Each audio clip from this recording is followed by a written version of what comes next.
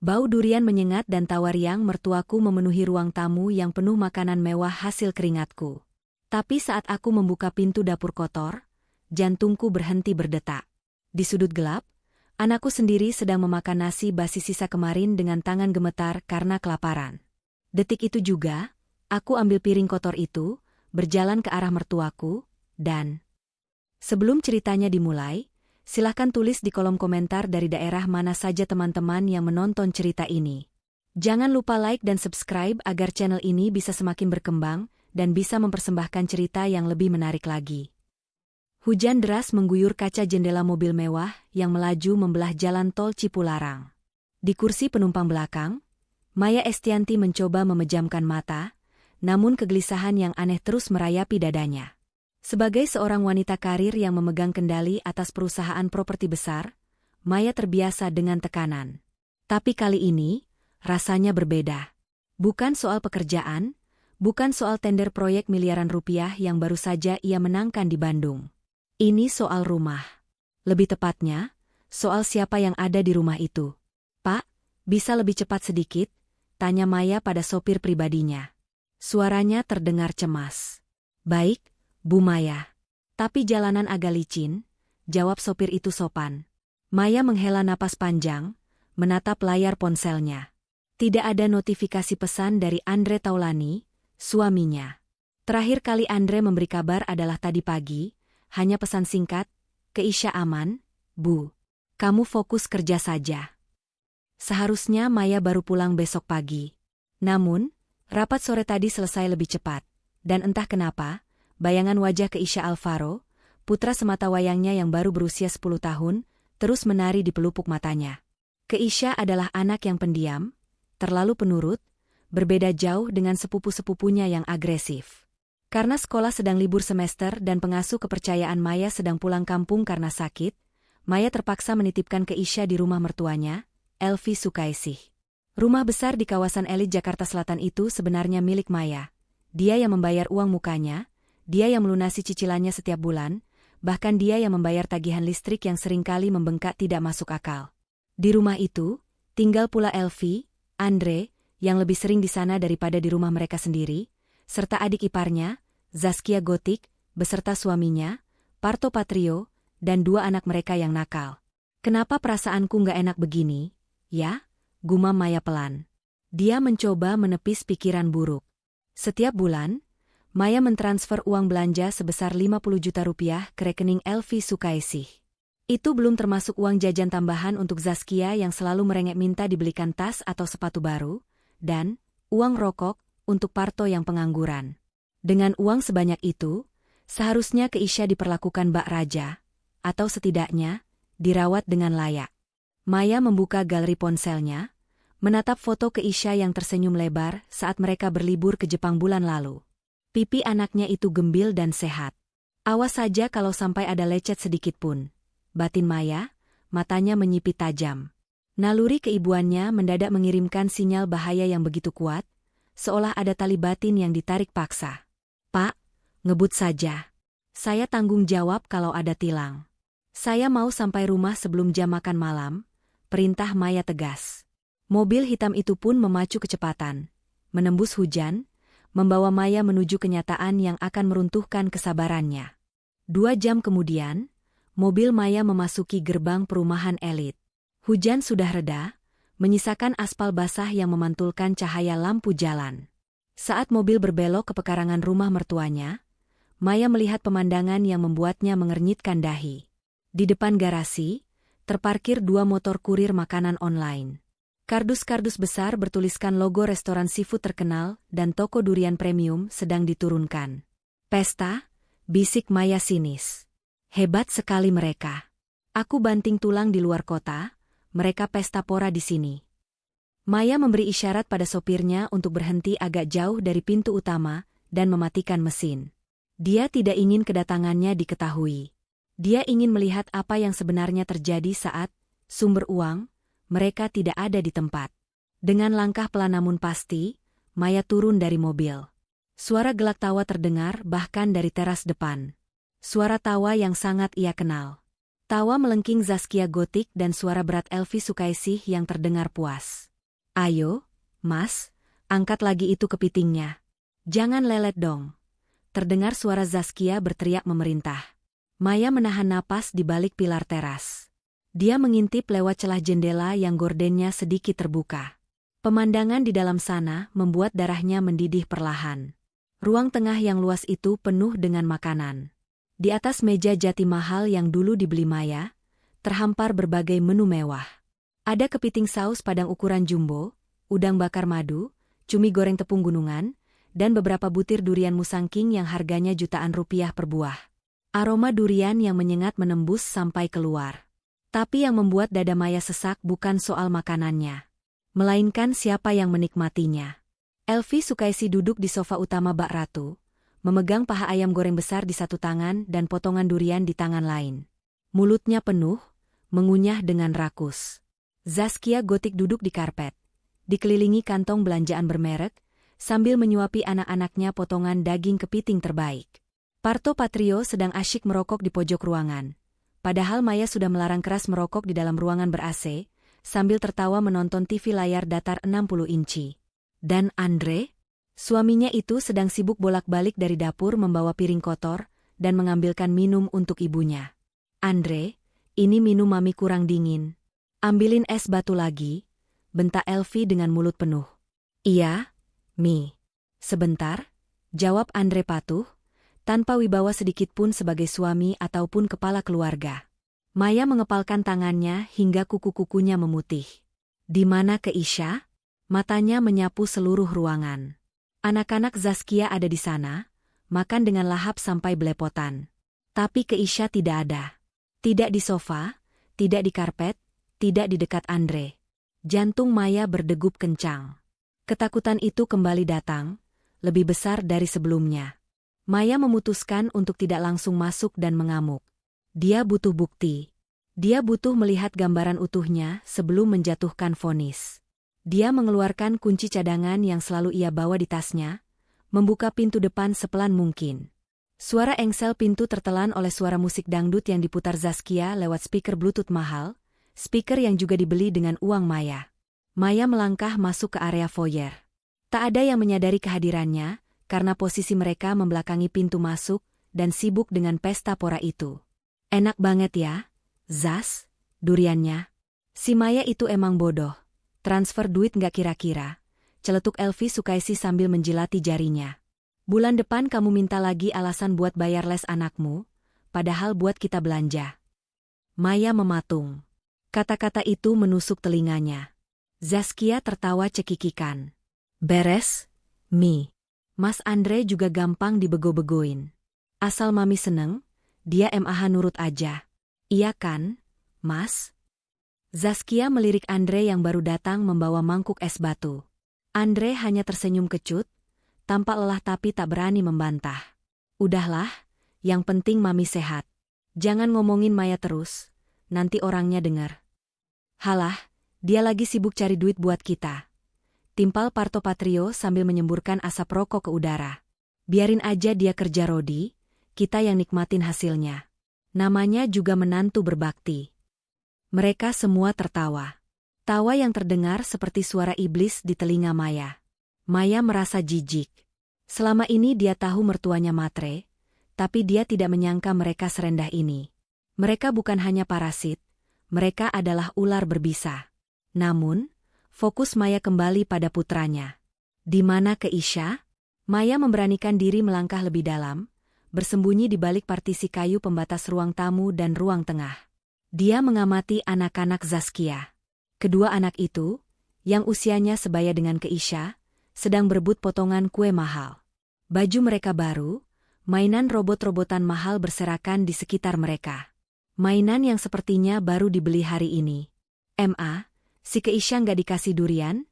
Tanya salah satu anak Zaskia polos.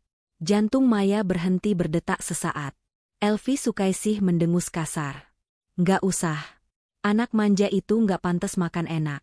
Biarin aja dia. Tadi pagi udah mecahin gelas kesayangan Oma. Biar dia tahu rasa. Tapi dia dari siang belum makan loh.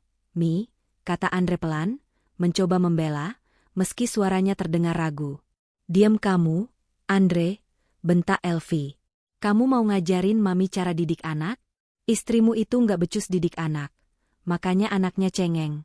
Biar dia belajar disiplin.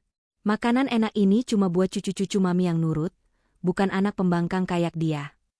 Andre langsung diam, menunduk takut. Maya merasa kakinya lemas, tapi amarah menopang tubuhnya untuk tetap berdiri tegak. Dari siang belum makan, ini sudah jam 8 malam. Dengan langkah yang diseret karena menahan emosi, Maya tidak jadi melabrak mereka di ruang tengah. Dia tahu kemana dia harus pergi.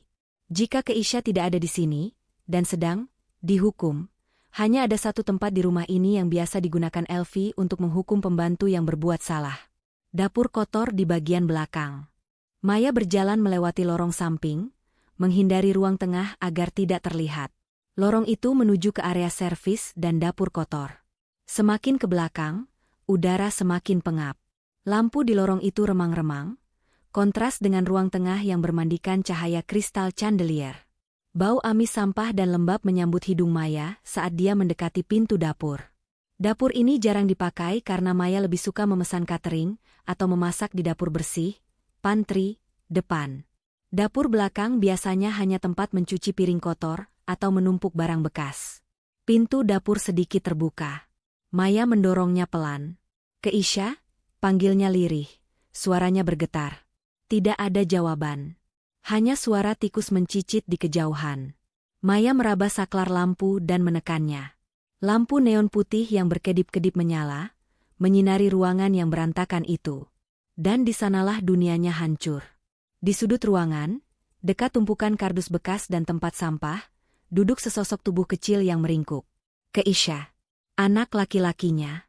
Keisha menoleh kaget, matanya menyipit karena silau lampu. Wajahnya pucat, ada jejak air mata yang sudah mengering di pipinya yang tirus. Tapi yang membuat Maya menjerit tertahan, adalah apa yang ada di tangan anaknya. Keisha sedang memegang piring plastik kusam.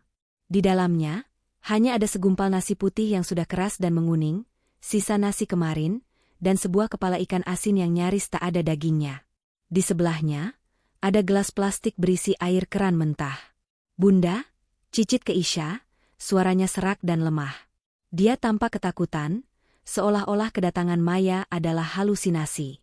Maya berlari, menabrak meja kompor, dan langsung menjatuhkan dirinya memeluk anaknya. Tubuh Keisha terasa dingin dan kurus. Ya Tuhan, nak, astagfirullah, Keisha. Tangis Maya pecah seketika. Dia melihat piring di tangan Keisha. Nasi itu dingin dan keras. Kamu makan apa ini, sayang? Siapa yang kasih ini? Keisha gemetar di pelukan ibunya. Dia melirik takut-takut ke arah pintu, seolah takut neneknya akan muncul. Oma bilang, Keisha nggak boleh makan ayam di depan. Keisha nakal. Keisha mecahin gelas. Cuma gara-gara gelas? Maya merasakan panas menjalar dari dada hingga ke kepalanya. Dan papa? Papa tahu kamu di sini? Keisha mengangguk lemah. Papa tadi mau kasih roti, tapi dimarahin Oma. Rotinya diambil Tante Zaskia buat anaknya. Maya melepaskan pelukannya sejenak untuk memeriksa tubuh anaknya. Dia menyingkap lengan kaos Keisha. Lebam biru keunguan terlihat jelas di lengan atasnya. Bekas cubitan. Cubitan yang kuat dan penuh kebencian. Ini siapa yang lakuin? Tanya Maya. Suaranya berubah menjadi geraman rendah yang menakutkan. Oma. Bisik Keisha.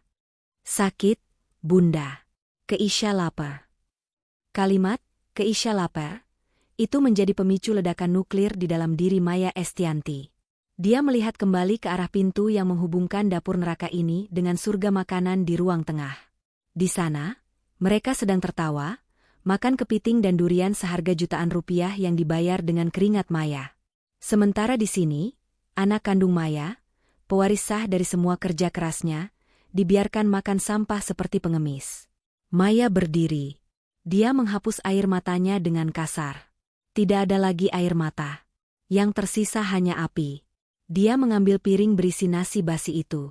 Ayo ikut Bunda, kata Maya dingin. Keisha takut Oma marah. Gak akan ada yang berani marah sama kamu lagi mulai detik ini.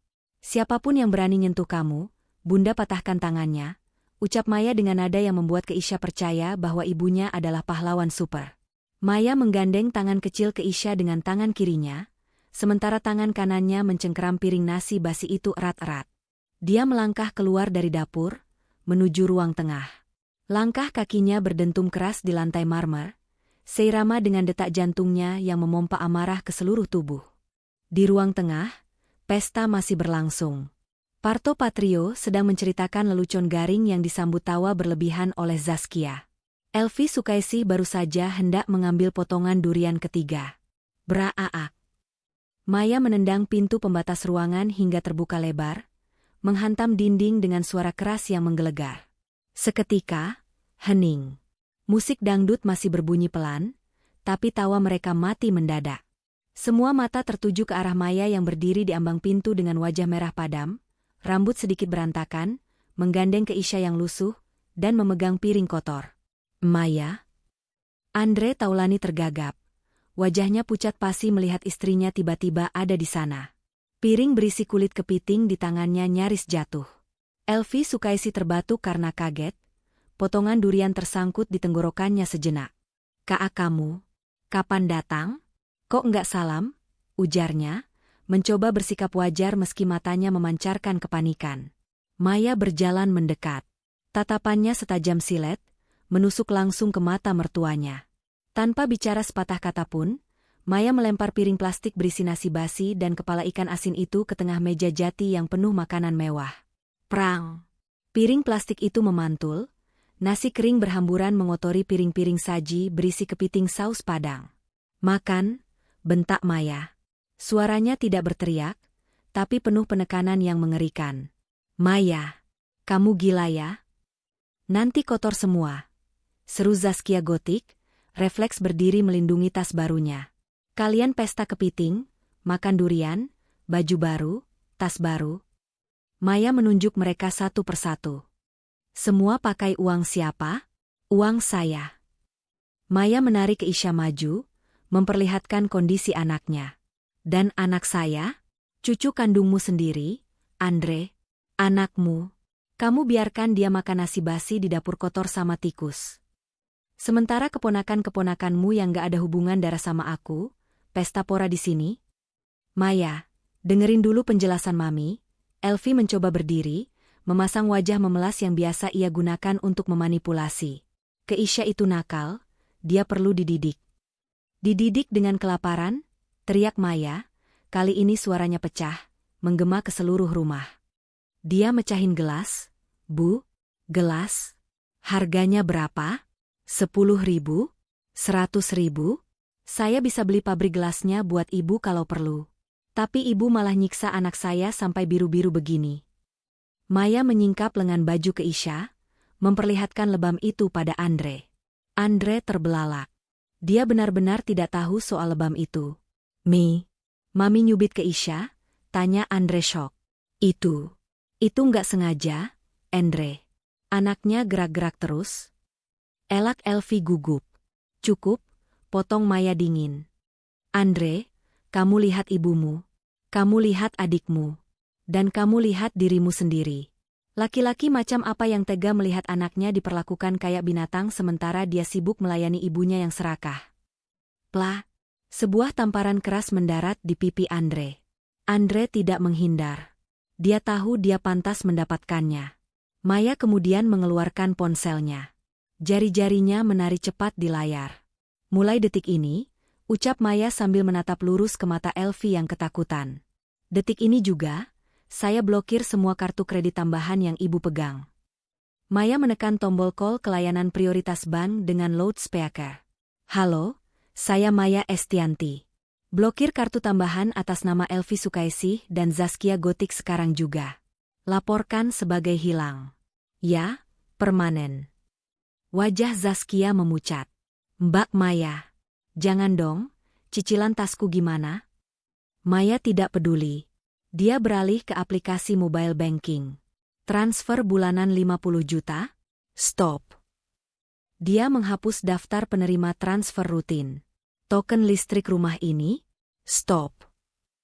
Maya membuka aplikasi PLN di ponselnya, memutus sambungan pembayaran otomatis. Meteran listrik rumah ini akan berbunyi titit-titit dalam waktu kurang dari 24 jam, karena Maya tahu saldonya sudah tipis dan dia yang selalu mengisinya. Mulai sekarang, kalian semua biayai hidup kalian sendiri. Silakan makan sisa durian itu sampai muntah, karena itu makanan enak terakhir yang kalian dapat dari uang saya. Maya, kamu nggak boleh gitu.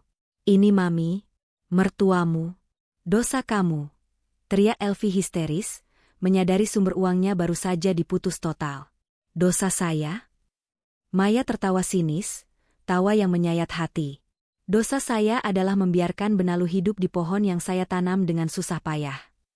Maya menggendong Keisha yang masih menangis pelan. Dia berbalik badan, melangkah menuju pintu keluar. Maya, tunggu. Kita bicara baik-baik. Andre mencoba mengejar, memegang tangan Maya. Maya menghempaskan tangan suaminya dengan kasar. Jangan ikut aku. Urus ibumu. Kalau kamu melangkah keluar dari pintu ini bersamaku, kamu harus siap melihat ibumu menderita. Tapi kalau kamu tetap di sini, jangan harap kamu bisa melihat Keisha lagi. Pilih, Andre. Andre mematung di tengah ruangan. Dia menatap ibunya yang menangis meraung-raung, tangisan palsu demi simpati, menatap Zaskia yang sibuk mengecek saldo ATM lewat ponsel, dan menatap punggung Maya yang semakin menjauh. Andre tidak bergerak. Dia terlalu pengecut untuk memilih. Maya tidak menoleh lagi. Dia masuk ke dalam mobil, memeluk Keisha erat. Jalan, Pak. Kita ke hotel. Besok kita pulang ke rumah Bunda yang lama. Mobil mewah itu melaju pergi, meninggalkan rumah besar yang sebentar lagi akan menjadi neraka sesungguhnya bagi penghuninya. Sinar matahari pagi menembus tirai tebal kamar suite Hotel Bintang 5 di kawasan Tamrin. Maya Estianti duduk di tepi tempat tidur, menatap wajah damai Keisha Alvaro yang masih terlelap. Tangan kecil anaknya itu memegang ujung baju tidur Maya erat-erat, seolah takut ibunya akan menghilang jika genggamannya lepas. Bahkan dalam tidurnya, kening Keisha berkerut, sisa-sisa trauma semalam masih membekas. Maya mengelus lembut rambut anaknya, lalu meraih ponselnya yang diletakkan di nakas. Sejak semalam, ia sengaja mematikan nada dering, namun layar ponselnya kini berkedip tanpa henti. Notifikasi WhatsApp menumpuk hingga ratusan pesan. Panggilan tak terjawab berderet panjang, semuanya dari kontak yang sama, Mami Elvi, Zaskia ipar, dan Andre suami. Maya membuka aplikasi pesan bukan untuk membalas, tapi untuk mendokumentasikan bukti. Pesan pertama dari Elvi Sukaisih masuk pukul 9.15 malam, tak lama setelah Maya pergi. Maya, kamu ini kenapa? Setan apa yang merasukimu sampai berani bentak orang tua? Balik sekarang. Mami maafkan asalkan kamu transfer balik uang bulanan yang tadi kamu stop. Jangan jadi anak durhaka, surga di telapak kaki ibu. Maya mendengus sinis membaca pesan itu. Kartu, durhaka, dan agama selalu menjadi senjata pamungkas Elvi setiap kali keinginannya tidak dituruti. Pesan berikutnya dari Zaskia Gotik, pukul 10 malam. Mbak, kartu kreditku kok beneran gak bisa dipakai? Aku lagi cek kuotas di online shop, malu banget transaksinya ditolak. Nyalain lagi dong, Mbak. Lagian Keisha kan cuma anak kecil, wajar dihukum biar mentalnya kuat. Mbak Maya aja yang baperan. Darah Maya berdesir panas. Baperan? Katanya, anaknya dibiarkan kelaparan dibilang hukuman wajar? Maya tidak membalas satupun pesan itu. Ia justru menekan tombol screenshot berulang kali, menyimpan semua cacian dan manipulasi itu ke dalam folder khusus yang ia namai, bukti cerai. Ia tahu perang ini tidak akan selesai hanya dengan pergi dari rumah. Keluarga parasit itu tidak akan melepaskan inangnya begitu saja. Tiba-tiba, Keisha bergerak. Matanya terbuka perlahan. Bunda? Panggilnya serak. Hei, sayang. Udah bangun? Maya segera meletakkan ponselnya dan tersenyum hangat. Lapar enggak? Keisha mengangguk ragu. Tapi boleh makan? Pertanyaan polos itu menghantam hati Maya. Boleh banget, Nak. Mulai sekarang Keisha boleh makan apa aja, kapan aja. Bunda pesankan nasi goreng sosis kesukaanmu, ya? Sama es krim coklat buat sarapan? Mata Keisha berbinar, binar yang sudah lama tidak Maya lihat. Boleh es krim pagi-pagi? Boleh. Khusus hari ini, kita rayakan kebebasan kita, ujar Maya sambil mengecup kening anaknya. Sementara mereka menunggu layanan kamar, ponsel Maya kembali bergetar. Kali ini sebuah pesan suara dari Andre. Maya ragu sejenak, lalu menekan tombol play dengan volume kecil. "Mai, tolong angkat telepon aku. Mami darah tingginya kumat." Zaskia nangis terus. Listrik bunyi tititi terus. Aku nggak punya saldo buat isi. "Kamu di mana? Pulanglah, kita omongin baik-baik. Kasihan Mami." Maya mematikan rekaman itu di tengah kalimat. Kasihan Mami. Tidak ada satu kata pun yang menanyakan, bagaimana kabar Keisha? Atau, apa Keisha masih sakit? Bagi Andre, pusat tata surya adalah ibunya. Keisha dan Maya hanyalah satelit yang berfungsi menyuplai energi. "Cukup," gumam Maya. Dia memblokir nomor Zaskia dan Elvi sementara waktu agar tidak mengganggu mentalnya. Untuk Andre, dia membiarkannya terbuka, tapi bukan untuk komunikasi, melainkan untuk melihat seberapa jauh suaminya itu akan bertindak bodoh. Sore harinya, Maya memutuskan untuk pulang ke rumah pribadinya di kawasan Pondok Indah. Rumah ini adalah aset yang ia beli sebelum menikah dengan Andre, tempat yang ia sewakan selama beberapa tahun terakhir namun kebetulan sedang kosong bulan ini. Ia sudah memanggil jasa pembersih rumah profesional pagi tadi, sehingga saat ia dan Keisha tiba, rumah itu sudah bersih dan layak huni. Baru saja Maya menurunkan koper dari taksi online, mobilnya ditinggal di hotel untuk diservis. Sebuah mobil sedan hitam berhenti di depan gerbang. Andre Taulani keluar dengan wajah kusut. Kemejanya tampak lecek, rambutnya tidak tertata rapi. Jelas sekali dia kurang tidur. Maya memberi isyarat pada Keisha untuk masuk ke dalam rumah duluan. "Masuk ke kamar, kunci pintu, main iPad dulu ya, sayang. Bunda mau bicara sama papa di teras." Keisha menatap ayahnya sekilas dengan tatapan takut, lalu berlari kecil masuk ke dalam rumah tanpa menyapa Andre. Andre melihat itu dengan pedih. "Mai?" Andre mendekat ke pagar besi. "Aku cari kamu ke kantor, sekretarismu bilang kamu cuti. Untung aku ingat rumah ini." Maya membuka gembok pagar, tapi tidak mempersilakan Andre masuk ke teras. Dia berdiri menghalangi jalan, bersedekap dada. "Mau apa?" "Kok, mau apa?" "Aku suamimu, Mai. Aku mau jemput kamu sama Keisha. Pulang yuk. Rumah di sana berantakan kalau nggak ada kamu." "Berantakan karena nggak ada pembantu atau berantakan karena nggak ada ATM berjalan?" tembak Maya telak. Andre mengusap wajahnya frustrasi. "Jangan ngomong gitulah. Mami itu, ya kamu tahu sendiri Mami orangnya keras. Tapi dia sayang kok sama Keisha. Kemarin itu cuma emosi sesaat. Namanya juga orang tua, kadang caranya salah." Maya tertawa hambar. "Salah? Andre, ibumu memberi makan cucunya nasi basi dan kepala ikan asin sisa, sementara dia makan durian seharga jutaan. Itu bukan caranya salah. Itu jahat. Itu penyiksaan." "Ya aku minta maaf," kata Andre cepat, seolah kata maaf bisa menghapus lebam di tangan Keisha. "Aku janji bakal jagain Keisha lebih ketat. Tapi tolong, Mai, nyalain lagi listriknya. Tokennya habis total tadi pagi. Kulkas mati, makanan sisa pesta kemarin jadi busuk semua. Zaskia nggak bisa nyalain AC, anak-anaknya kepanasan."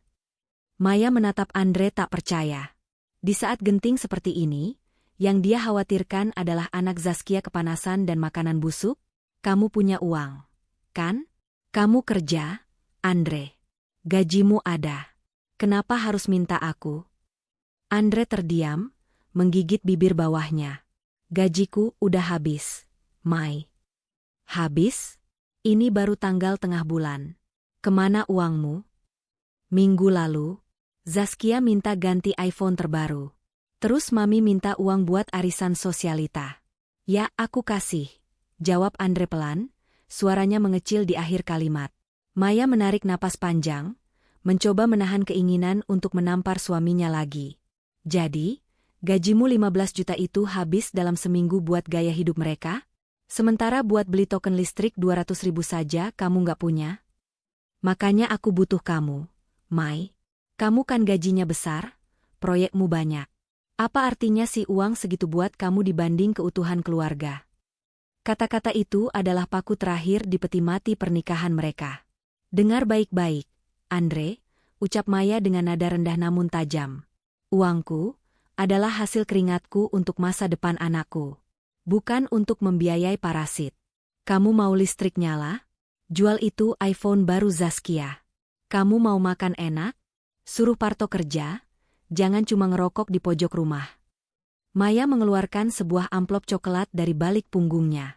Amplop yang sudah ia siapkan tadi siang bersama pengacara perusahaannya. Ini apa? Andre menerima amplop itu dengan bingung. Draft gugatan cerai, jawab Maya datar. Mata Andre membelalak. Lututnya seolah hilang tenaga. Cerai? Mai, jangan bercanda. Ingat ke Isya. Justru karena aku ingat ke Isya, aku melakukan ini. Aku nggak mau anakku tumbuh melihat bapaknya yang nggak punya tulang punggung. Kamu punya dua pilihan, Andre. Tanda tangani itu dan kita pisah baik-baik. Atau kita bertarung di pengadilan, dan aku pastikan rekaman CCTV rumah itu tersebar ke seluruh Indonesia. Kamu tega. Kalian yang mengajari aku untuk tega, pungkas Maya. Dia membalikkan badan, masuk ke dalam rumah, dan membanting pintu pagar serta pintu utama tepat di depan wajah Andre yang mematung. Sementara itu, di rumah mewah Elvi Sukaisih, suasana berubah menjadi neraka kecil. Pukul 14 siang, listrik benar-benar mati total. AC sentral yang biasa membuat rumah itu sejuk, seperti kutub utara kini dia membisu. Kipas angin gantung pun berhenti berputar. Udara Jakarta yang panas dan lembab mulai merayap masuk ke setiap sudut ruangan, mengubah rumah marmer itu menjadi oven raksasa. Zaskia gotik duduk di sofa, mengipas-ngipas wajahnya dengan majalah fashion. Keringat membasahi dahi dan lehernya, melunturkan make-up tebal yang ia pakai. Panas banget sih. Gila ini. Mas Andre mana sih? Kok lama banget jemput si Maya? Gerutu Zaskia dengan nada tinggi. Parto Patrio, suaminya, duduk di lantai dengan kaos kutang yang digulung sampai dada. Sabar, Zas. Paling sebentar lagi nyala. Si Maya itu kan gak tegaan orangnya. Digertak dikit juga luluh. Luluh apanya? Ini udah 4 jam mati lampu. Baterai HP-ku tinggal 10%, powerbank habis. Kalau mati total, aku nggak bisa update status. Zaskia membanting majalahnya. Di dapur, Elvi Sukaisih sedang marah-marah sendiri. Kulkas 2 pintu yang canggih itu kini mulai menghangat. Es krim premium di freezer mulai mencair, menetes mengotori daging wagyu yang juga mulai lembek. Bau amis dari sisa kepiting kemarin yang belum dibuang mulai menyebar, karena tidak ada exhaust fan yang menyala. Sialan si Maya, umpat Elvi. Dia membuka lemari penyimpanan makanan kering. Kosong. Biasanya lemari itu penuh dengan camilan impor, biskuit kaleng mahal, dan coklat. Tapi karena kemarin mereka terlalu boros dan yakin Maya akan belanja lagi minggu depan, stok itu sudah ludes dimakan anak-anak Zaskia. Zaskia, kamu punya uang tunai nggak? Teriak Elvi dari dapur. Zaskia menoleh malas. Nggak ada, Mi. Kan biasanya gesek kartu kredit tambahan dari Mbak Maya. Dompetku isinya cuma struk belanja. Parto? Elvi menatap menantunya. Parto nyengir kuda. Dompet saya kosong. Mi, kemarin minta 50.000 sama Andre udah dibeliin rokok. Elvi memijat pelipisnya yang berdenyut kencang. Dia, ratu di rumah ini, ternyata tidak memegang uang tunai sepeser pun. Selama ini dia terbiasa memegang kartu debit yang diisi Maya, dan kartu itu sekarang sudah tidak berguna. Saldo di rekening pribadinya? 0 besar, karena setiap kali Andre atau Maya memberinya uang tunai, dia langsung habiskan untuk beli perhiasan atau traktir teman-teman sosialitanya demi gengsi. Kita butuh makan malam ini, kata Elvi panik. Anak-anak mau makan apa? Delivery ajalah, Mi. Pakai aplikasi, saran Parto enteng. Pakai apa bayarnya? Bodoh. Kartu kredit diblokir, e-wallet kosong. Semprot Elvi. Parto terdiam. Suasana hening sejenak, hanya terdengar suara perut salah satu anak Zaskia yang keroncongan. Oma, lapar. Mau ayam goreng? Rengek cucu kesayangan Elvi. Biasanya, Elvi akan langsung memerintahkan pembantu, yang sudah dipecat minggu lalu karena Elvi menuduhnya mencuri gula atau menelepon Maya. Tapi sekarang, dia sadar dia sendirian. Cari recehan di laci-laci, perintah Elvi. Di bawah sofa, di saku celana, cari. Kumpulin buat beli nasi bungkus di warteg depan. Zaskia melongo. Warteg? Mami gila? Aku nggak mau makan warteg. Nanti kalau ada yang lihat gimana? Jatuh dong harga diri kita. Daripada mati kelaparan, bentak Elvi. Sore itu, untuk pertama kalinya dalam 5 tahun, keluarga itu mengaduk-aduk sela-sela sofa mewah mereka, mencari koin 500 dan 1.000 rupiah. Mereka berhasil mengumpulkan 25.000 rupiah. Hanya cukup untuk membeli 2 bungkus nasi rames lauk telur dadar untuk dibagi berlima. Di dalam kegelapan rumah mewah yang mulai didatangi nyamuk, Elvi Sukaisi memakan nasi bungkus itu dengan air mata kemarahan. Bukan air mata penyesalan, tapi kemarahan karena merasa dihina oleh nasib. Awas kamu, Maya, desis Elvi di antara suapan nasinya. Aku bikin kamu bayar mahal buat penghinaan ini. Keesokan harinya, situasi semakin parah. Andre tidak pulang semalam. Dia tidur di masjid kompleks, karena takut menghadapi amukan ibunya jika pulang tanpa membawa Maya. Air di kamar mandi mulai kecil alirannya, karena pompa air mati tanpa listrik. Zaskia Gotik sudah uring-uringan karena tidak bisa mandi dan keramas, padahal dia ada janji temu dengan teman arisannya siang ini. Mi, aku harus gimana nih? Rambutku lepek. Aku butuh ke salon. Rengek Zaskia. Elvi yang duduk di teras, karena di dalam rumah terlalu panas, menatap tajam ke arah tas-tas branded yang berjejer di ruang tamu.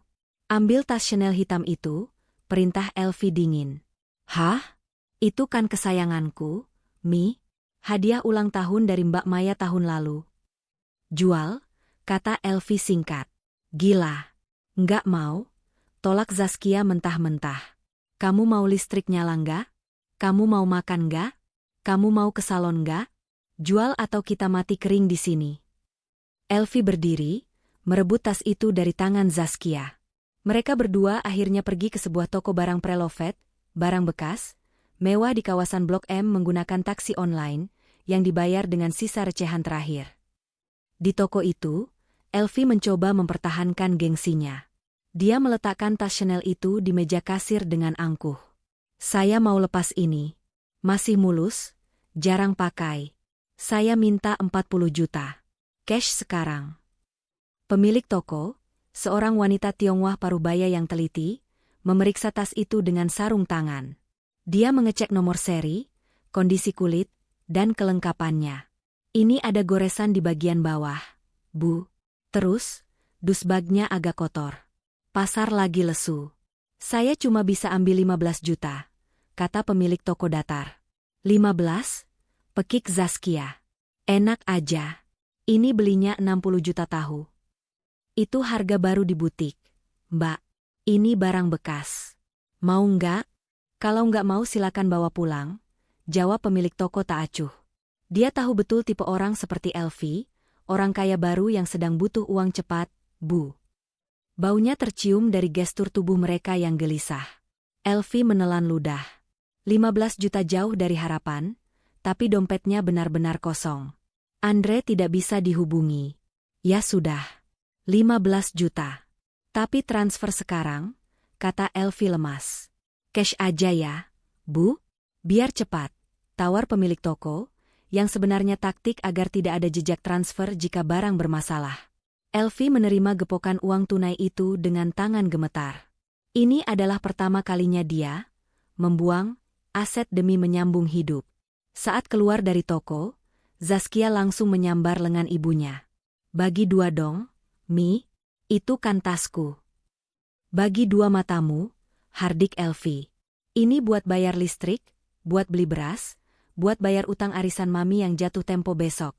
Kamu pikir utang Mami sedikit? Terus aku gimana? Aku butuh ke salon. Ke salon aja sendiri. Pakai sampo sachet. Elvi berjalan cepat meninggalkan anaknya di trotoar yang panas. Gengsi sang ratu mulai runtuh, digerogoti oleh realita ekonomi yang kejam. Namun, bukannya introspeksi, hati Elvi justru semakin hitam. Dia menyalahkan Maya atas semua penderitaan ini. Gara-gara Maya pelit, aku harus jual barang, pikirnya, memutarbalikkan logika. 3 hari berlalu. Uang 15 juta hasil jual tas ternyata menguap lebih cepat dari dugaan. Elvi memakainya untuk membayar utang arisan 5 juta, membayar tunggakan listrik 2 juta, dan sisanya?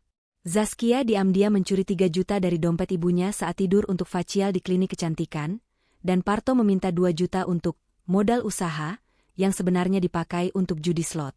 Sisa uang tinggal sedikit, dan gaya hidup mereka belum berubah.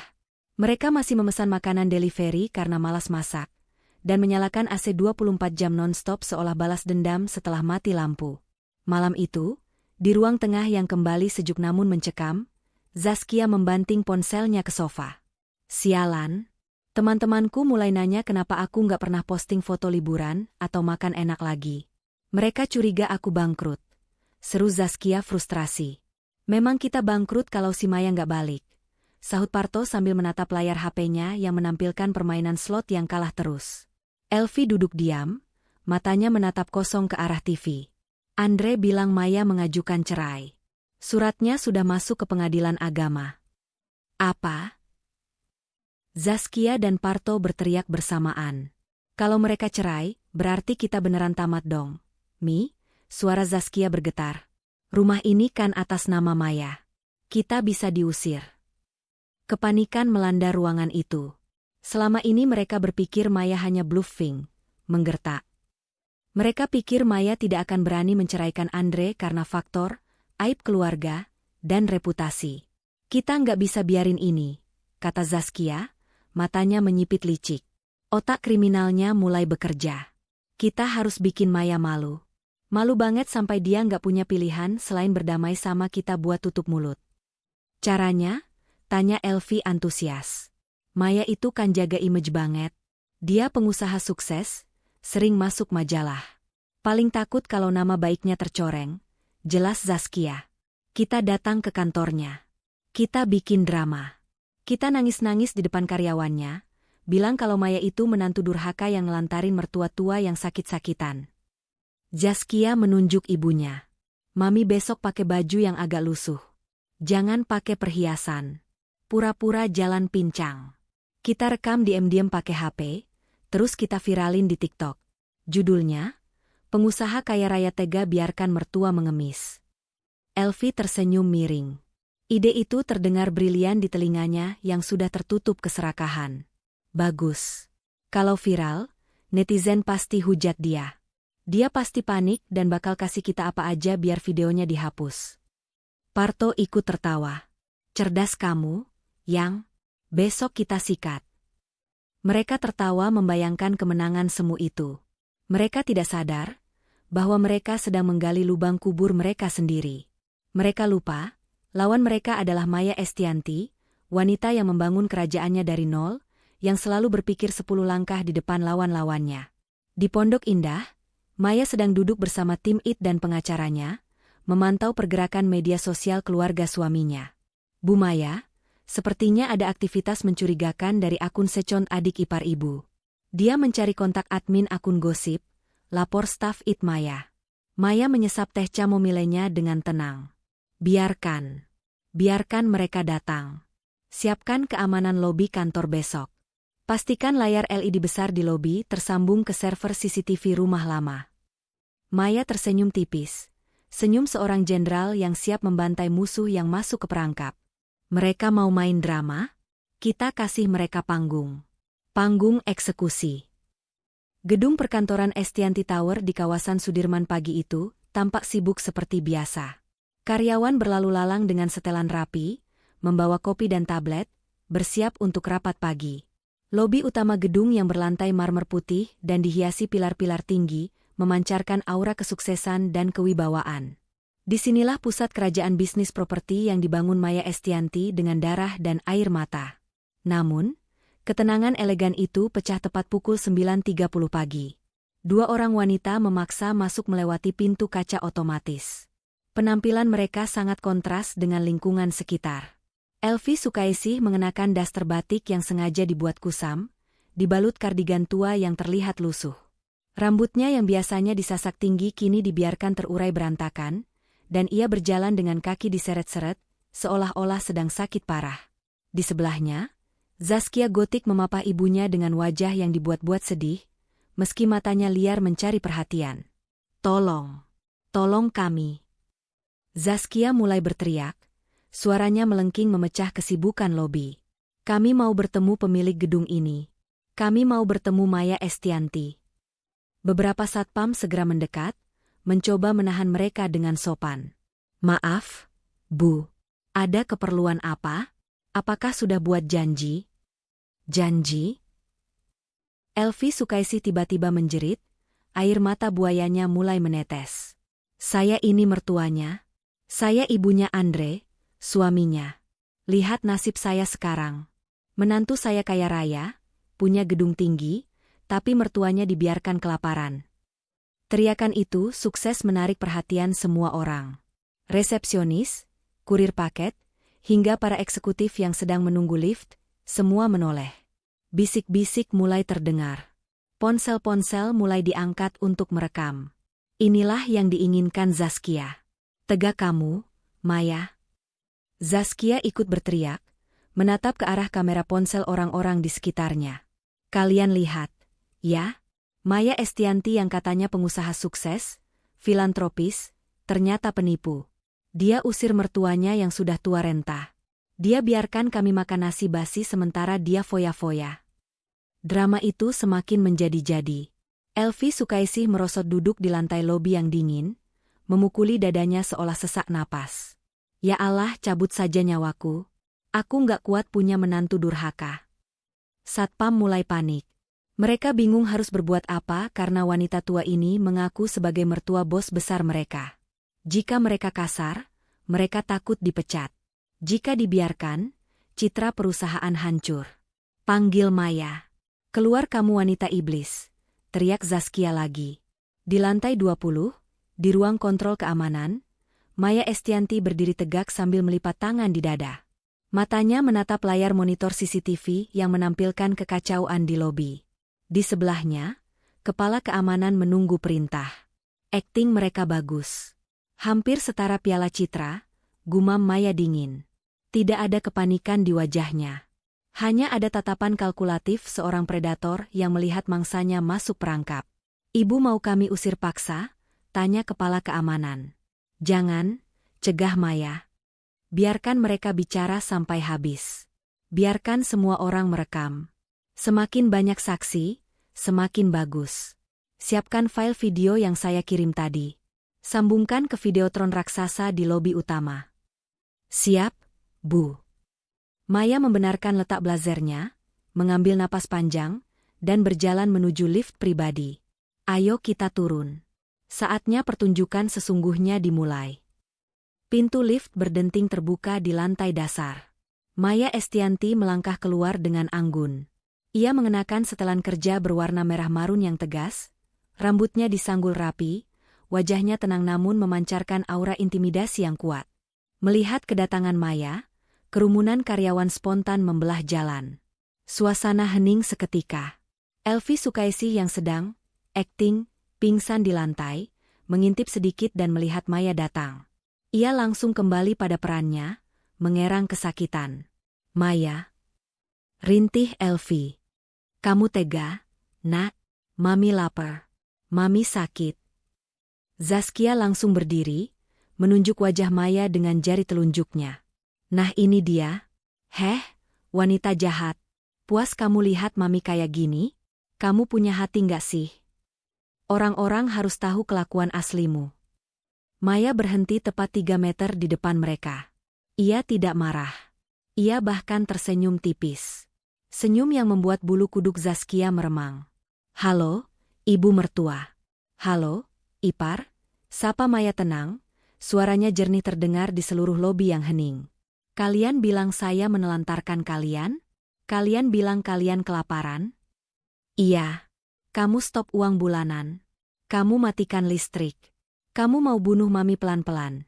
Tuduh Zaskia berapi-api, memastikan semua orang mendengar. Para karyawan mulai berbisik, menatap Maya dengan pandangan ragu. Tuduhan itu sangat serius. Reputasi Maya dipertaruhkan. Baik, kata Maya. Dia menoleh ke arah resepsionis. Nyalakan layarnya. Tiba-tiba, layar LED raksasa berukuran 4x6 meter yang menempel di dinding lobi, yang biasanya menampilkan profil perusahaan, berubah tampilan. Layar itu kini menampilkan rekaman CCTV berkualitas tinggi. Ada tanggal dan jam yang tertera, 2 hari yang lalu, pukul 19 waktu Indonesia Barat. Semua mata tertuju ke layar raksasa itu. Video pertama memutar adegan di ruang tengah rumah Elvi. Terlihat jelas Elvi Sukaisi sedang tertawa lebar, memegang paha ayam goreng dan durian. Di meja, hamparan seafood mewah terlihat jelas. Zaskia Gotik terlihat sedang pamer tas baru, sambil menyuapi anaknya daging kepiting. Tidak ada tanda-tanda kelaparan atau kemiskinan. Loh, itu kan? Gumam salah satu karyawan. Makanannya mewah banget. Wajah Elvi dan Zaskia pucat pasi. Mereka tidak menyangka ada CCTV di dalam rumah itu. Video berganti. Kali ini rekaman dari dapur kotor. Suasana lobi yang tadinya hening berubah menjadi gemuruh kaget dan marah. Di layar, terlihat jelas sosok kecil Keisha Alvaro duduk di lantai kotor, memakan nasi kering dengan tangan gemetar. Lalu, adegan yang paling memilukan muncul. Elvi Sukaisi masuk ke dapur, menjewer telinga Keisha dan mencubit lengan anak itu dengan keras, hingga Keisha menangis tanpa suara. Audio CCTV itu cukup jelas menangkap suara Elvi. Jangan harap kamu makan enak. Itu buat cucu kesayangan Oma, bukan buat kamu. Astaga! Seru para karyawan serempak. Beberapa wanita menutup mulutnya karena ngeri. Itu cucunya sendiri? Gila, nenek sihir. Jadi yang kelaparan itu anaknya Bu Maya, bukan nenek itu? Opini publik berbalik 180 derajat dalam hitungan detik. Tatapan simpati yang tadi diarahkan ke Elvi dan Zaskia kini berubah menjadi tatapan jijik dan benci. Zaskia gemetar hebat. Kakinya lemas. Sketsanya hancur berantakan. Dia mencoba menutupi wajahnya dari sorotan kamera HP karyawan yang kini merekam dengan lebih agresif. Maya melangkah maju, suaranya dingin menusuk tulang. Kalian datang ke sini menuntut keadilan? Itu keadilannya. Kalian pesta pora pakai uang saya, sementara anak kandung saya kalian perlakukan seperti binatang. Dan sekarang kalian berakting jadi korban. Maya menatap Elvi yang masih duduk di lantai, kini benar-benar tidak bisa bangun karena malu yang luar biasa. Bangun, Bu. Jangan kotori lantai kantor saya. Akting ibu sudah selesai. Maya, ini salah paham. Cicit Elvi, suaranya hampir tak terdengar. Satpam, perintah Maya tegas. 4 orang satpam berbadan tegap langsung maju. Ya, Bu. Bawa mereka keluar. Dan pastikan wajah mereka diingat baik-baik. Kalau mereka berani injak halaman gedung ini lagi, seret langsung ke kantor polisi atas tuduhan pencemaran nama baik dan perbuatan tidak menyenangkan. Siap, Bu. Tanpa ampun, Satpam mengangkat Elvi Sukaisi dan menarik lengan Zaskia Gotik. Kali ini tidak ada sopan santun. Mereka diseret keluar lobi diiringi sorakan dan cemoohan dari ratusan karyawan dan tamu gedung. Nenek lampir. Dasar parasit. Nggak tahu malu. Zaskia menangis histeris, bukan karena sedih, tapi karena malu. Video live TikTok yang ia mulai tadi ternyata masih berjalan, dan kolom komentarnya penuh dengan hujatan netizen yang melihat semuanya lewat layar LED di belakangnya. Karir sosialitanya tamat. Reputasi Elvi hancur lebur. Maya berdiri tegak melihat mereka diusir. Dia tidak merasa senang. Dia hanya merasa lega bahwa kebusukan itu akhirnya terungkap. Kekalahan di kantor Maya hanyalah awal dari mimpi buruk yang sesungguhnya bagi keluarga Elvi. Video rekaman CCTV itu tidak hanya ditonton oleh karyawan Maya, tapi menyebar viral di media sosial. Akun-akun gosip memposting ulang dengan judul, Karma Instan. Mertua kejam dipermalukan menantu sultan. Wajah Elvi dan Zaskia terpampang di mana-mana sebagai simbol ketamakan. Dampaknya langsung terasa keesokan harinya. Rumah mewah yang gelap gulita, listrik masih mati, itu digedor dengan kasar pada pukul 6 pagi. Bukan oleh tamu, tapi oleh 3 orang pria bertampang sangar dengan jaket kulit hitam. Debt Collector. Parto Patrio yang membukakan pintu dengan mata mengantuk langsung didorong hingga jatuh terjengkang. Mana Zaskia? Mana Elvi? Bentak salah satu penagih utang. Zaskia dan Elvi berlari turun dari lantai 2 dengan ketakutan. Ada apa ini? Siapa kalian? Tanya Elvi gemetar. Jangan pura-pura bego. Utang pinjol, pinjaman online, atas nama Zaskia sudah jatuh tempo 3 bulan. Total tagihan 85 juta berikut bunga. Kami lihat di TikTok kalian gaya-gayaan ngelabrak orang kaya, berarti punya duit dong.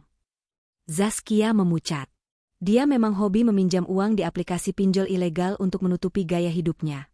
Beli tas, perawatan wajah, traktir teman, dengan asumsi Maya pasti akan memberikan uang bulanan yang bisa dipakai menyicil.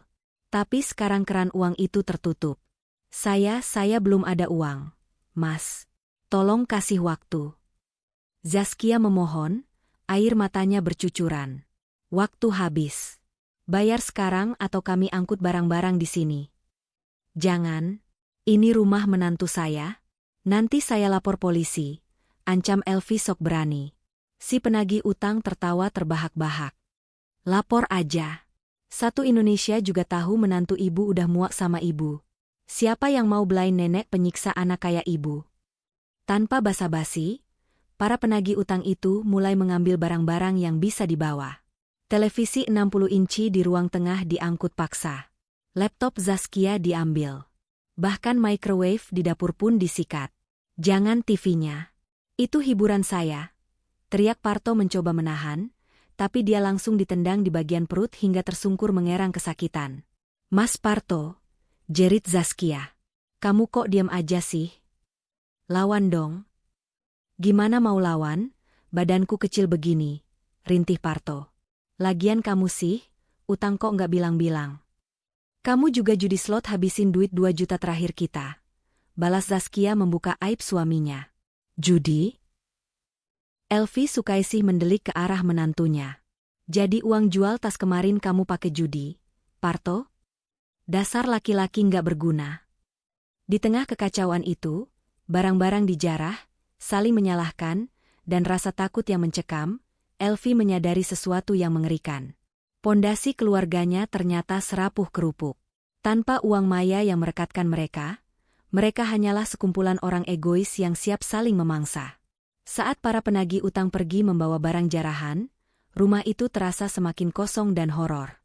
Gelap, panas, dan kini sunyi tanpa hiburan. Mereka duduk di lantai ruang tamu, saling berjauhan, tenggelam dalam kebencian masing-masing. Ini semua gara-gara Andre, desis Elvi tiba-tiba. Kalau Andre becus ngurus istrinya, kita nggak bakal kayak gini. Andre anak nggak berguna. Di tempat lain, Andre Taulani sedang duduk di kantin kantornya yang sederhana. Dia menatap layar ponselnya dengan tatapan kosong. Video kejadian di lobi kantor Maya sudah ditonton jutaan kali. Teman-teman kantornya berbisik-bisik di belakang punggungnya. Itu Mas Andre kan? Suaminya Bu Maya? Gila ya, ternyata ibunya sejahat itu. Pantesan Bu Maya ngamuk. Kalau gue jadi dia, udah gue penjarain tuh mertua. Suaminya ngapain aja? Kok diam aja anaknya disiksa? Kata-kata itu menampar Andre lebih keras daripada tamparan fisik Maya. Selama ini, Andre hidup dalam penyangkalan. Dia selalu berpikir ibunya hanya sedikit keras, dan Zaskia hanya sedikit manja. Dia selalu berpikir Maya terlalu sensitif. Tapi bukti visual tidak bisa bohong. Video Keisha yang memakan nasi basi menghantui pikiran Andre. Itu anakku, batinnya perih. Darah dagingku. Andre teringat masa kecilnya. Ibunya memang otoriter. Ayahnya dulu meninggal karena stres bekerja memenuhi tuntutan gaya hidup ibunya. Andre selalu dididik untuk patuh, untuk menjadi anak berbakti. Tapi, apakah berbakti berarti membiarkan ibunya menjadi monster? Dengan hati berkecamuk, Andre meninggalkan kantornya di jam makan siang.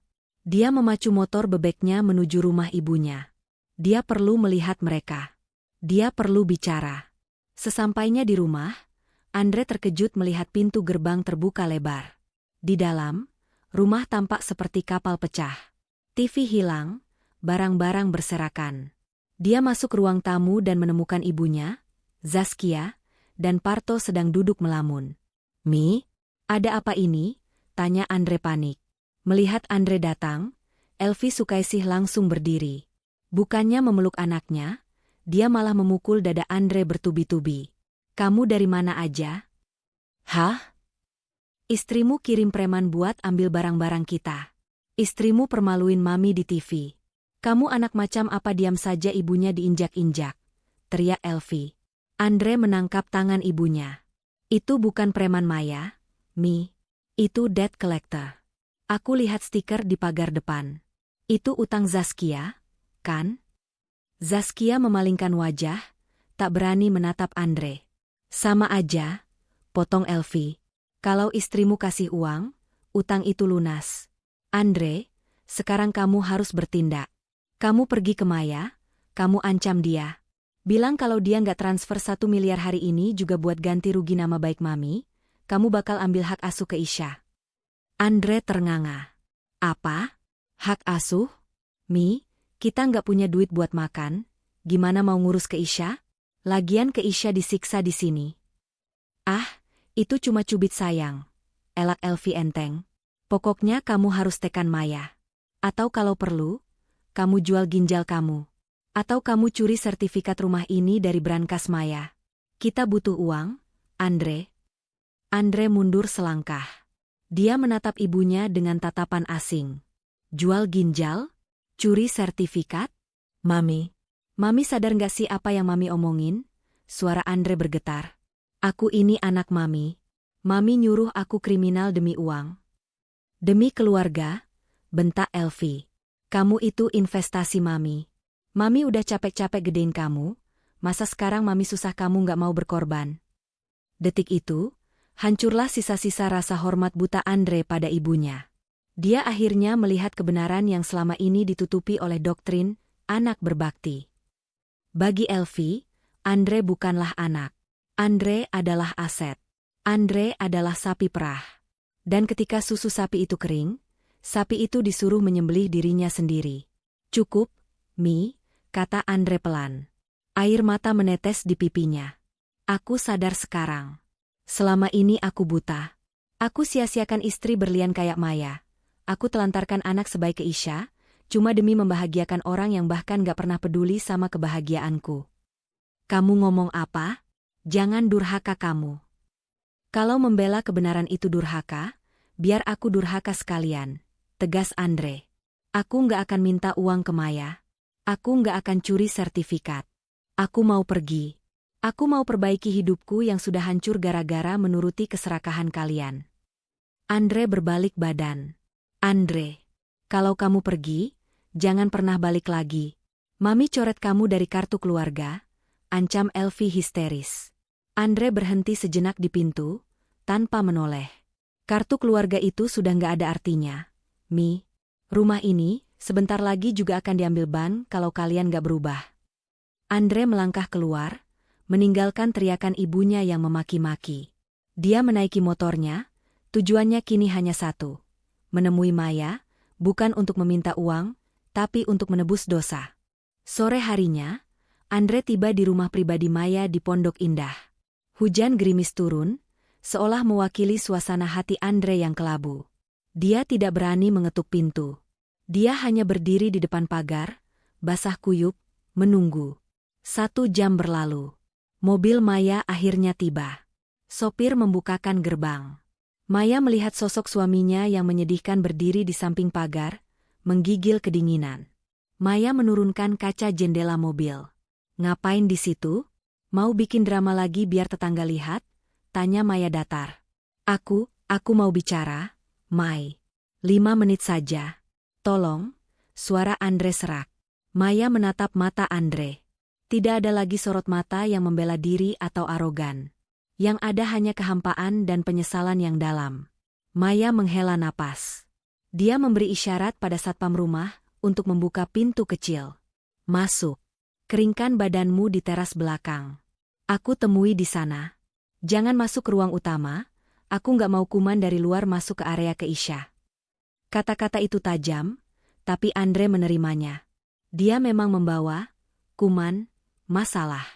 10 menit kemudian, Maya duduk di kursi rotan teras belakang, memegang secangkir teh hangat.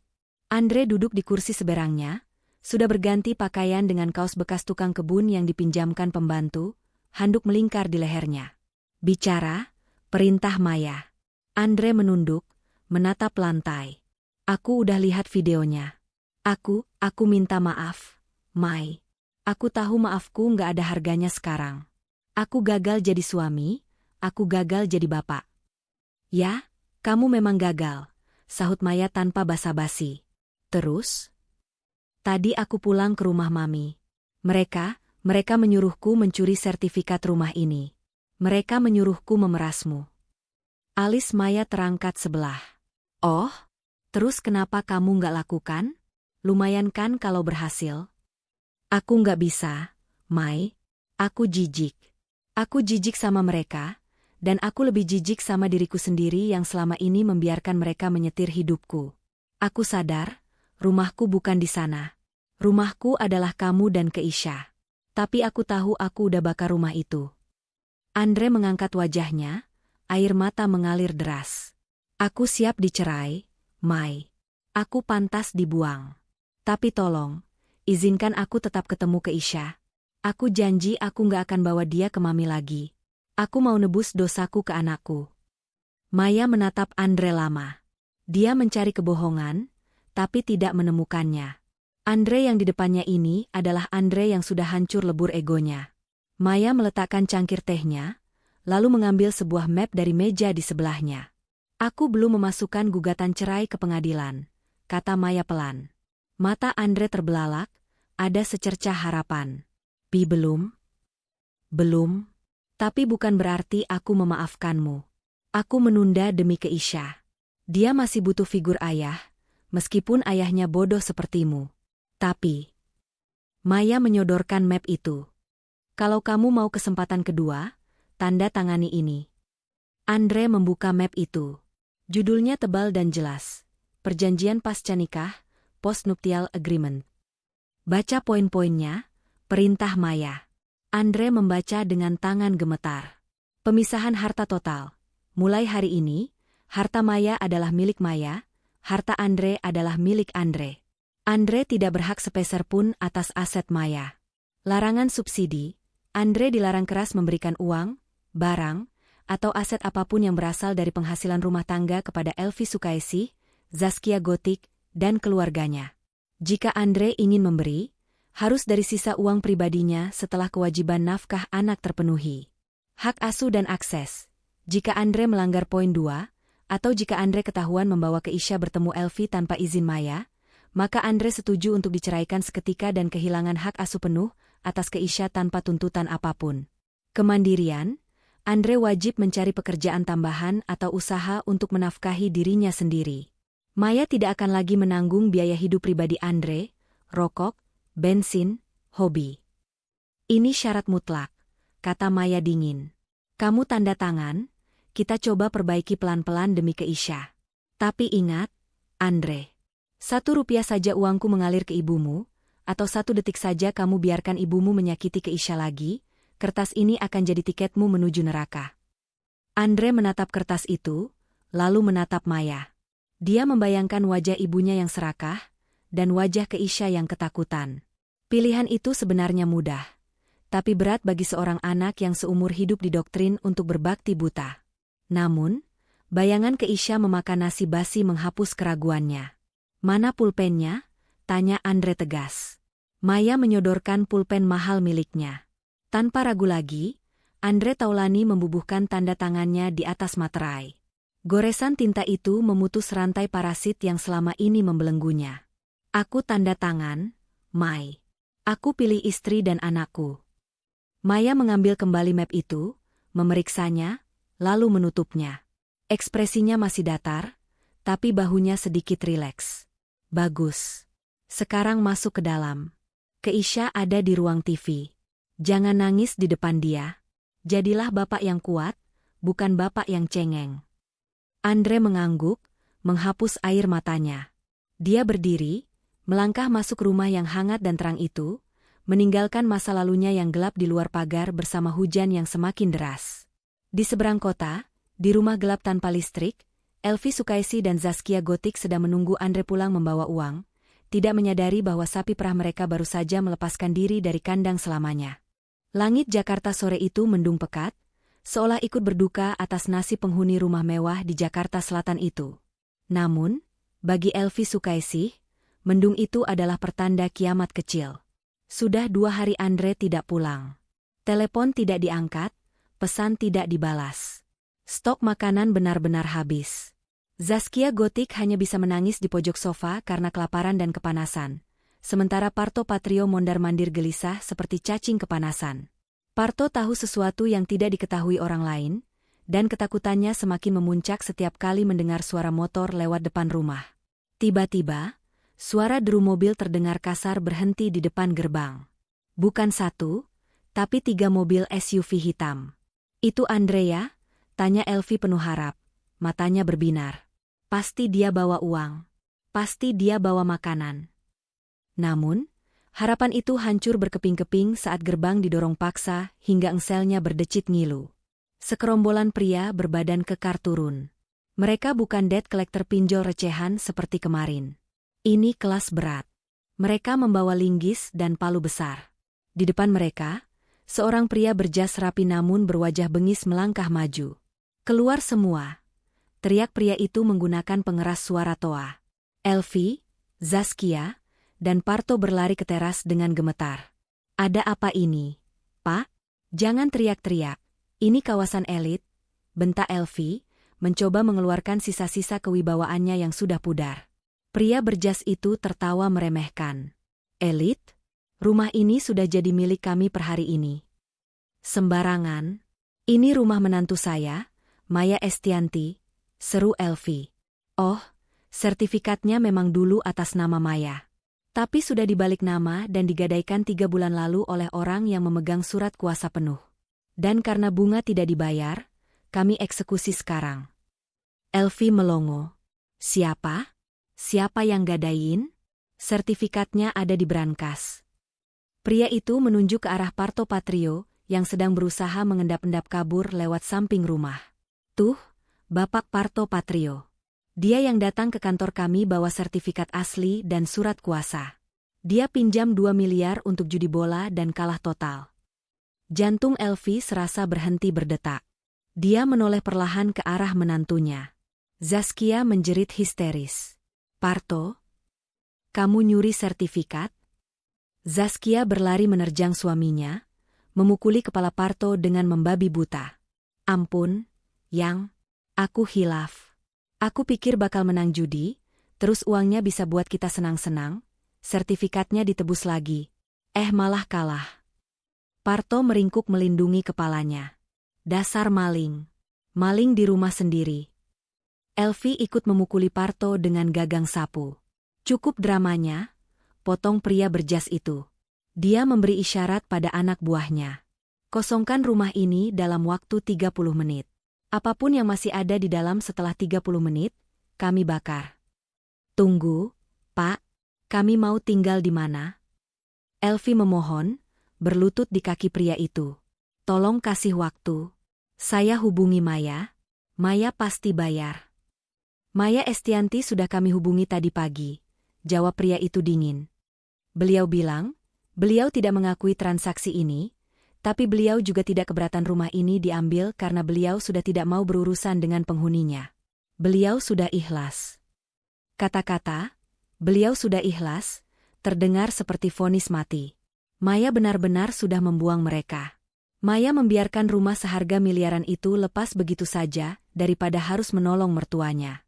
Itu adalah bentuk penghinaan sekaligus hukuman tertinggi. Dalam kepanikan luar biasa, Elvi dan Zaskia berlarian masuk ke dalam rumah, membungkus baju-baju seadanya ke dalam kantong kresek hitam besar, karena koper-koper mewah mereka sudah dijual minggu lalu.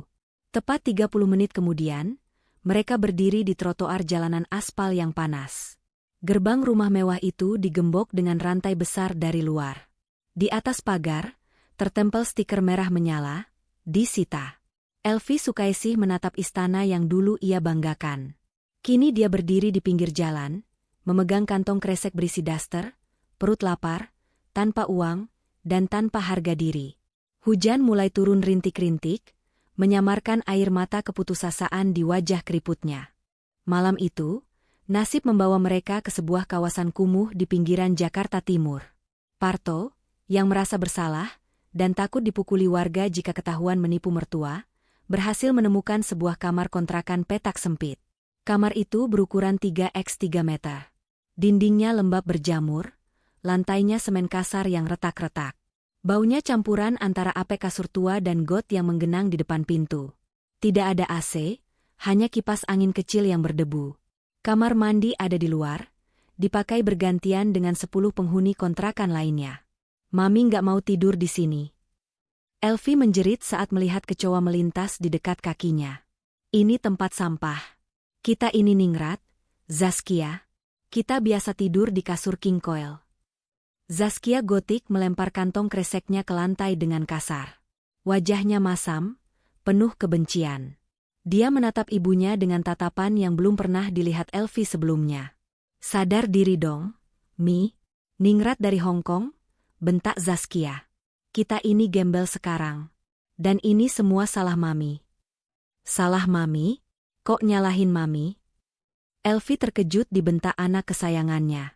Ini salah suamimu si Parto yang judi. Salah Maya yang pelit. Salah Andre yang lari. Salah Mami yang terlalu manjain aku.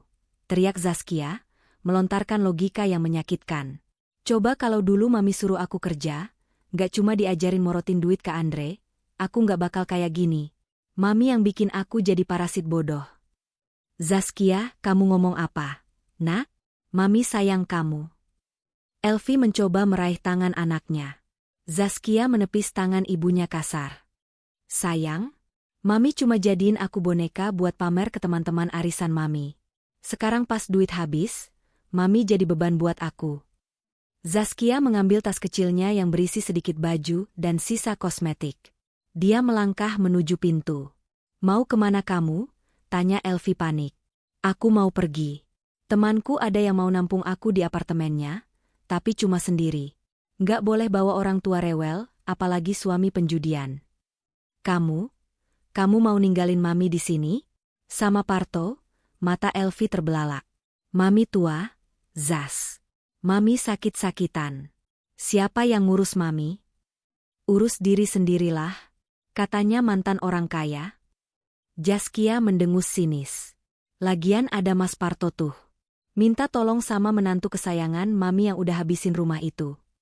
Tanpa menoleh lagi, Zaskia gotik melangkah keluar dari kontrakan kumuh itu, menembus hujan malam, meninggalkan ibunya yang meraung-raung memanggil namanya. Anak emas yang selama ini dibela mati-matian, yang demi dirinya Elvi tega menyiksa Keisha, ternyata adalah orang pertama yang melompat dari kapal saat karam. Elvi merosot di lantai semen yang dingin. Di pojok ruangan, Parto sudah mendengkur keras, tidak peduli dengan drama itu. Elvi sendirian. Benar-benar sendirian dalam keramaian kemiskinan. Bayangan wajah Keisha yang menangis di dapur kotor tiba-tiba melintas di benaknya. Rasanya begini ya, Nak? Rasanya dibuang dan kelaparan? Batin Elvi perih. Karma tidak menunggu tahun depan. Karma datang cash malam ini juga. 1 bulan berlalu dalam penderitaan. Hidup di kontrakan sempit dengan pola makan mie instan setiap hari membuat kesehatan Elvi Sukaisih merosot tajam. Darah tingginya kumat parah, ditambah stres berat memikirkan nasib.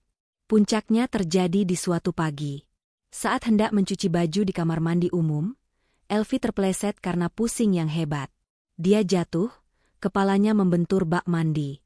Tetangga kontrakan menemukannya pingsan dan membawanya ke RSUD terdekat menggunakan gerobak sayur, karena tidak ada ambulans yang standby. Elvi tersadar 2 hari kemudian. Aroma obat-obatan murahan dan suara tangisan bayi menyambutnya. Dia berada di bangsal kelas 3 BPJS. Ruangan itu sesak, diisi 10 tempat tidur yang hanya disekat tirai kusam berdarah nyamuk. Udara panas, kipas angin di langit-langit berputar malas. Mami sudah sadar. Suara itu, suara yang sangat dirindukannya. Elvi menoleh susah payah. Di samping tempat tidurnya, berdiri Andre Taulani. Penampilan Andre berbeda. Dia terlihat lebih kurus, kulitnya agak gelap terbakar matahari, tapi matanya hidup. Dia memakai kemeja batik sederhana dan celana bahan. Tidak ada lagi jam tangan mewah di pergelangan tangannya. Andre. Elvi menangis, air matanya membasahi bantal tipis rumah sakit. Tangannya yang gemetar berusaha menggapai anaknya. Bawa Mami pulang, Andre. Mami nggak kuat di sini. Bau, berisik. Pindahin Mami ke VIP. Andre tidak menyambut tangan itu dengan pelukan manja seperti dulu. Dia hanya memegang jemari ibunya sebentar, lalu meletakkannya kembali ke sisi tubuh. Nggak bisa, Mi. BPJS Mami cuma cover kelas 3.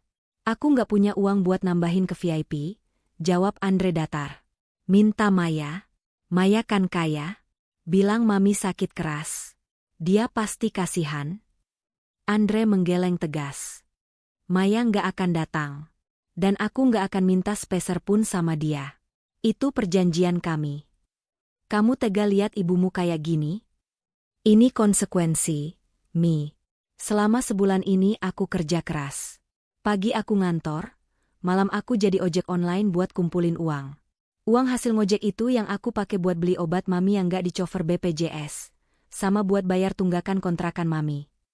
Andre menatap ibunya lurus-lurus. Aku merawat Mami semampuku, pakai uang halalku sendiri. Nggak ada lagi uang Maya, nggak ada lagi kemewahan. Kalau Mami mau sembuh, Mami harus terima kenyataan. Zaskia mana? Parto mana?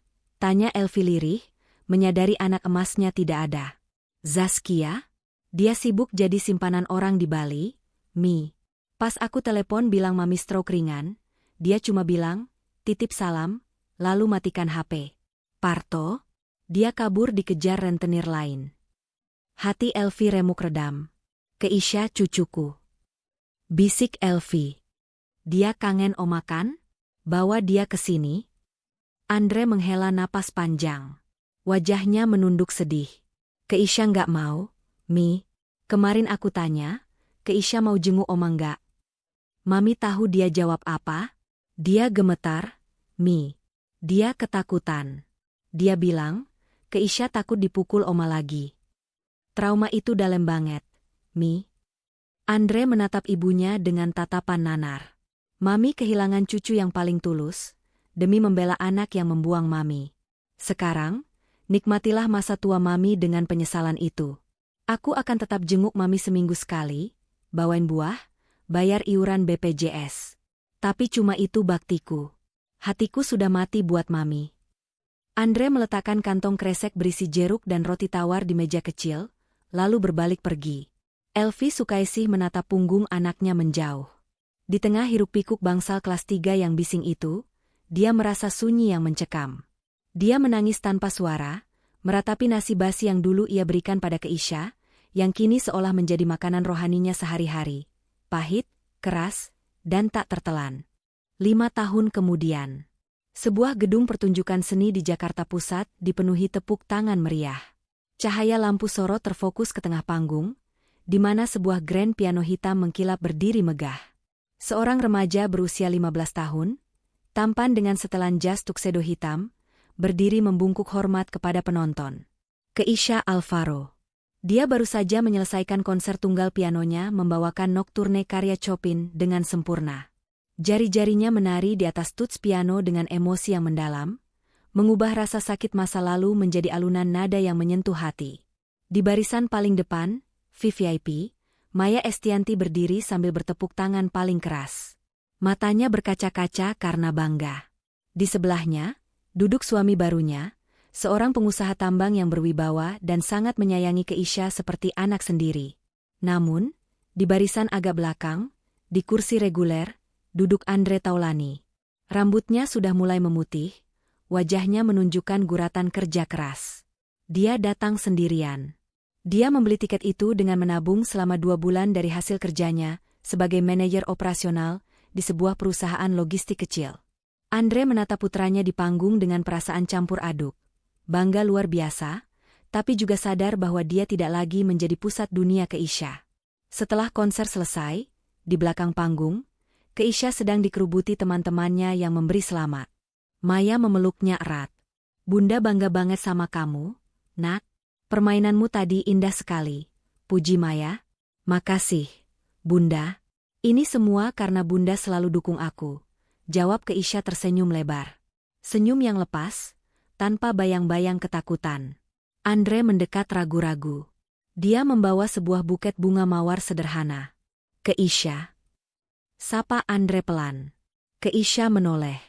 Senyumnya sedikit meredup, tapi tidak hilang. Dia sudah berdamai dengan masa lalu, berkat terapi psikolog yang rutin dijalani bertahun-tahun. Papa, sapa Keisha sopan. Selamat ya, Nak. Papa nonton dari belakang tadi. Kamu hebat, Andre menyodorkan bunga itu. Keisha menerimanya. Makasih, Pak. Papa sehat. Sehat. Papa. Papa cuma mau lihat kamu. Papa nggak lama-lama kok, masih harus kerja lembur. Andre tahu diri. Dia tidak ingin merusak momen bahagia Keisha dan keluarga baru Maya.